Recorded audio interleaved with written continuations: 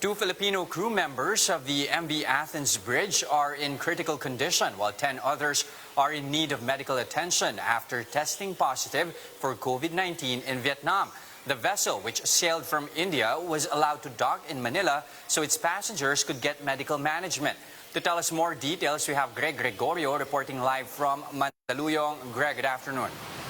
According to the Department of Health, those two individuals who are having a critical condition following a COVID-19 infection have been transferred to a hospital in Metro Manila, while the 10 who initially stayed at the MV Athens Bridge for quarantine are being transferred to a quarantine facility. Jess? All right, Greg, would we have any idea, at least when it comes to the genome sequencing process, when could we possibly know if they are at least positive for the Indian variant? Just according to the Department of Health, they are going to swab all of these individuals who are members of the crew of the MV Athens Bridge. And as of the moment, we don't have information if all of them have been swabbed and tested for RT-PCR already.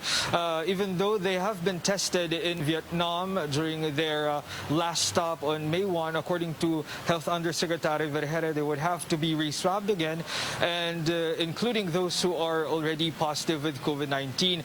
And if their samples would be enough for the genome sequencing, it would take about a week before we could get a result if they will be found positive with the variant of the SARS-CoV-2, which is first detected in India. Jess?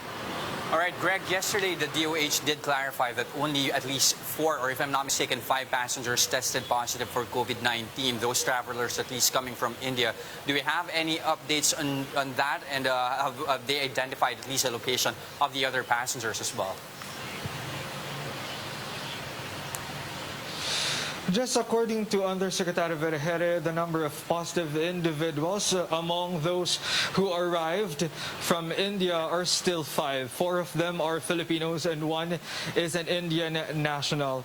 As of this date, there are no other details issued according to their whereabouts, but they are being given the assistance that they need. And Vergere also added that there is still no result as to whether they are positive with the SARS-CoV-2 variant, which is first detected in India. Jess? All right, Greg. Now, moving on from there, do we have any enough oxygen tanks, not just for the MV Athens crew members, but for other Filipinos who might be in critical condition as of the moment? Just according to Undersecretary Vergere, based on their latest survey among more than 1,000 hospitals, well, the nation is consuming 14,000 tanks of oxygen per day, while the NCR is consuming 5,300 oxygen tanks a day. According to Vergere, even with this number of consumption, we still have enough supply of oxygen tanks in the country. But even so, they are coordinating with the Department of Trade and Industry to ensure that we will not have a problem with the supply of oxygen tanks should the number of cases rise in the following days.